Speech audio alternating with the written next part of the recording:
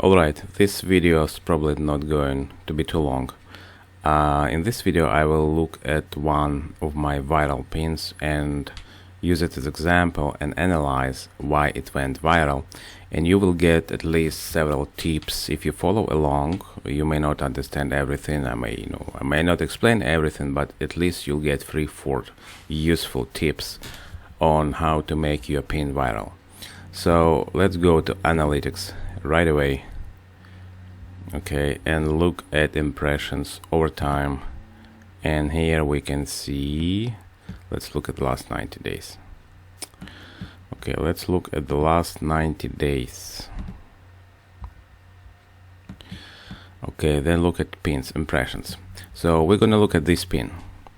As you can see, in the last 90 days it received 38,000 impressions overall. Okay, but we will look, and if we look at the link clicks, this very pin, no, this is not it, where is it? I think that, yeah, this is it. It received 746 link clicks in the last 90 days. Clicks to my site, and it was saved.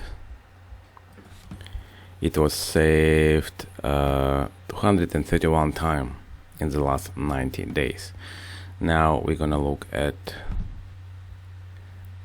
last 30 days, and as last 30 days we can see, we're gonna look at the impressions first. Actually, we're going to click on it. Where is it? No, we're gonna click on it. All right, so this is a pin. Okay, this is a pin, you can see it. This is how it looks like, and I will explain what it means.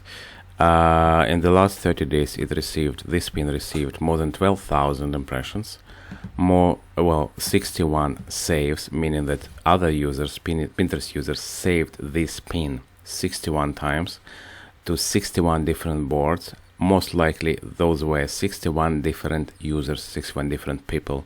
So every month I receive impressions, this pin receives impressions. Every month this pin is being pinned or saved by other users, at least 50 or more. So over the time of 10 months, for example, it could be anywhere from 500 to 600 saves, from 500 to 600 Pinterest users saving it to their own web boards, Pinterest boards, meaning that their users in their turn will see this pin more and more. So this pin really went viral. Now 266 link clicks every month, well, right now the last 30 days, is not too much. It's not much really for this type of, for this, compared to the number of saves, number of impressions. This is not huge number of clicks, but it's still pretty good. It's within the average across Pinterest. Now the reason it doesn't receive so many clicks is because of the topic. This pin is about one and a half years old. So for 1.5 years it's been bringing me consistently traffic every single month, and it will probably continue to bring traffic for at least another 1.5 years. Now this topic is not good for Pinterest. When I started blogging, I started with a topic like law school, LSAT, education. Generally, this is not good topic for Pinterest. For Pinterest, good topics are beauty, health, fitness, what else? Art, home decor, things like that. On the other hand, there is high competition in those areas. In this area, there is less competition, but there is very small traffic, frankly. So it was very hard to get this going. And I wouldn't do it again if I would start again, but since this pin is already there, it's bringing traffic, we're going to talk about it. Now there are only so many people looking for law school stuff on Pinterest, very little. There is high competition, and for this type of information, very big publications like Forbes, US News are printing articles about law school stuff and education and MBA, and so it's very hard to compete with them. Nevertheless, this pin in a number of keyword categories is on the top of the feed when you look in the Pinterest.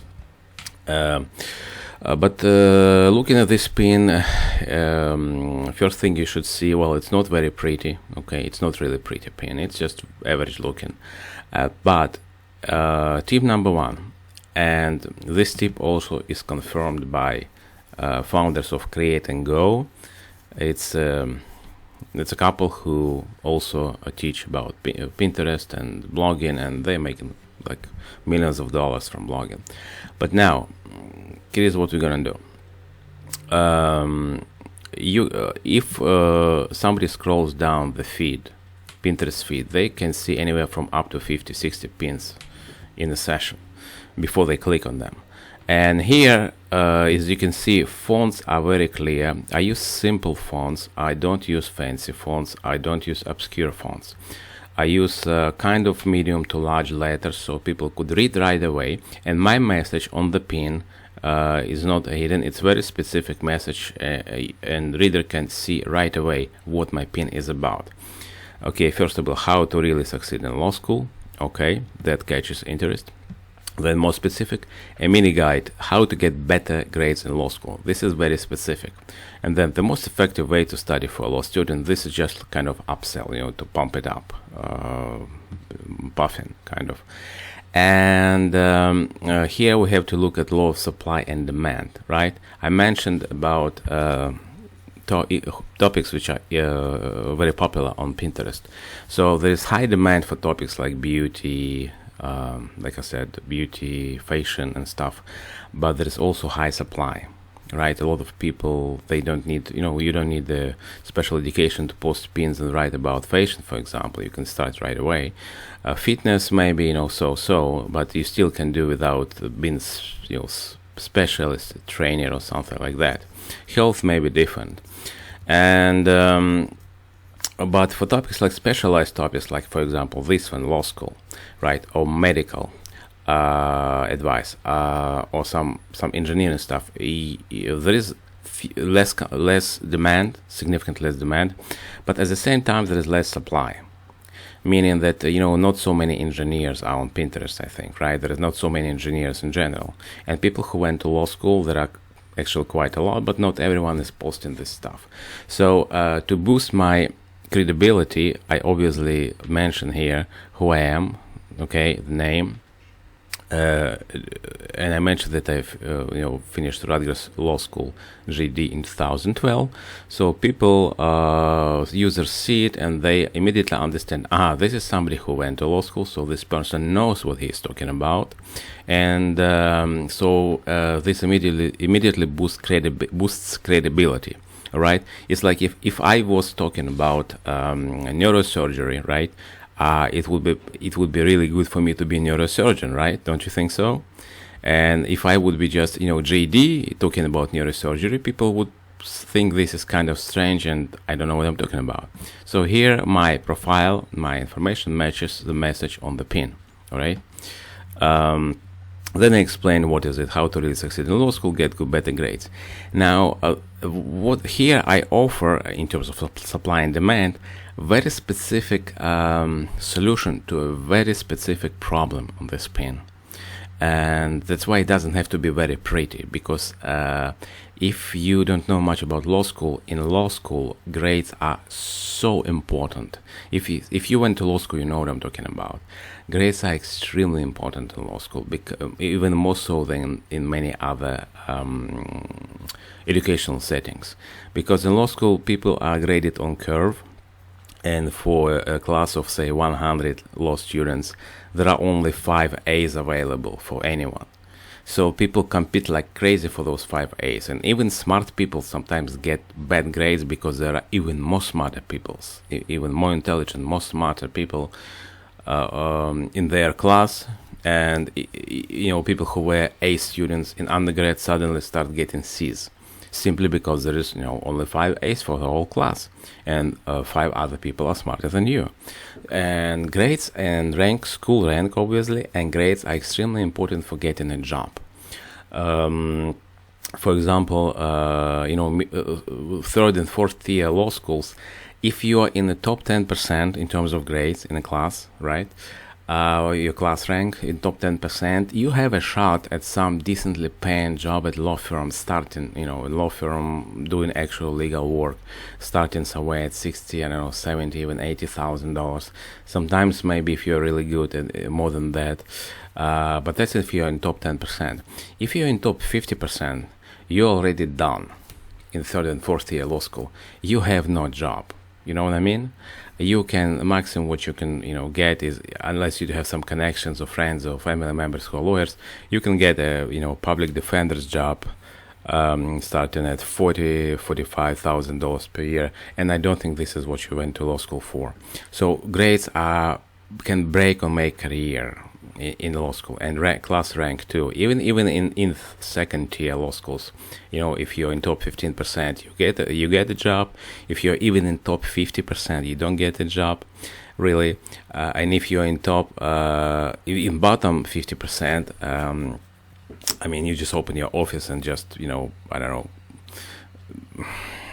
I don't know what you do. I was in top 50%, in fact, in top 40%, and I got some A's in law school. So, and I was like, I had some other special skills which allowed me to get going in this area. Now, that's why grades are extremely important and pressing question for any law student, and when they read it, I offer a very specific solution, and that's why they click on it, because they're interested.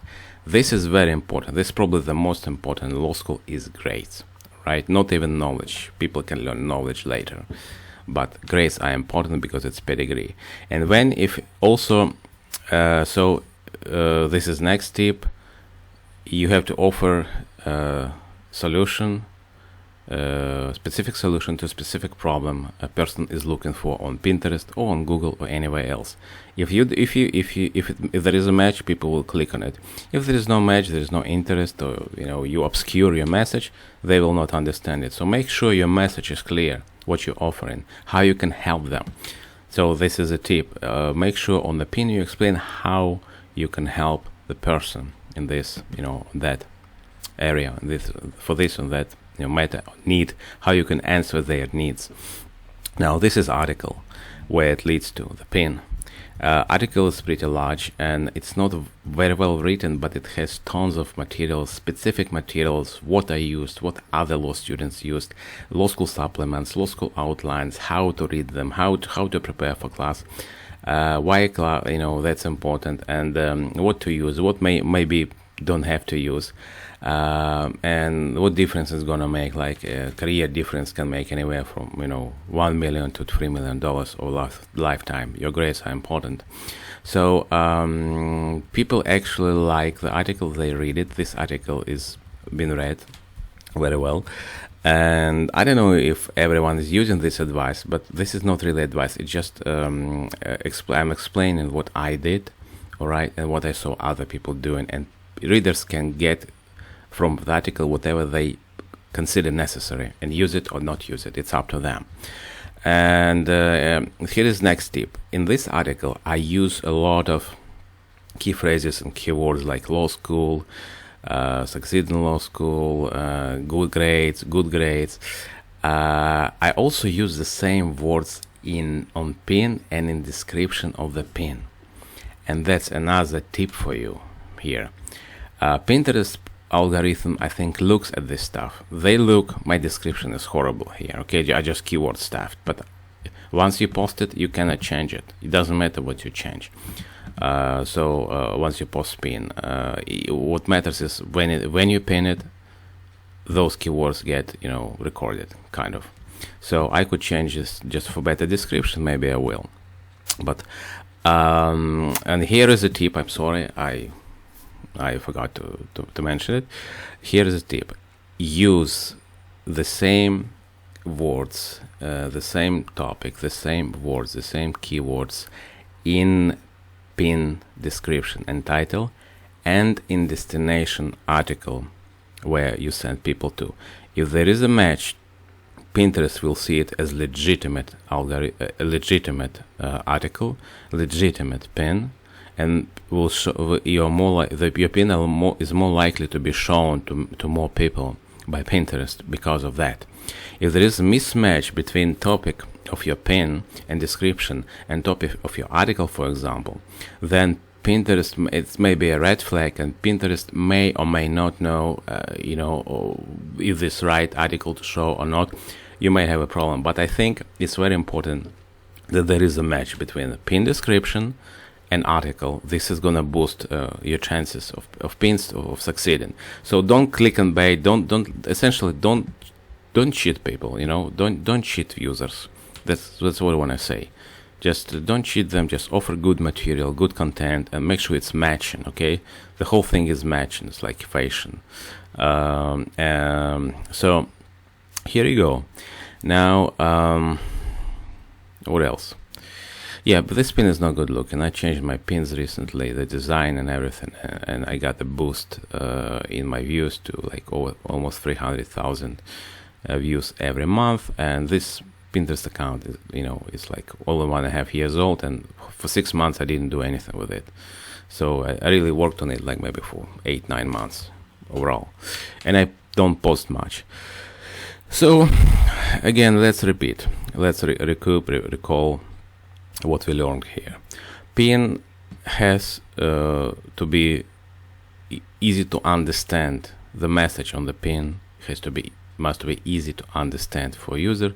You use fonts which they can read clearly and see right away what is it about. The message should be very clear and specifically address certain problem, offer certain solution to certain problem of user. Preferably pin has to be good looking, but frankly, if you offer very good value in terms of solution, right, article or content, people may even not pay attention too much to your pin design. Although a good pin with good design will attract many more users in the long term.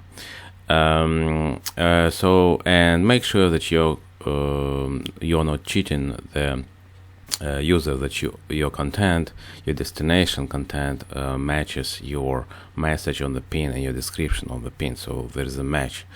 So pretty much, and also make sure that you learn about laws of supply and demand, and you understand how it works, that you offer reader something, to a significant number of potential users. And if you go into narrow niche, make sure you know about niche, and also if you have some credentials, make sure you show them to boost your credibility, okay, and to attract more clicks.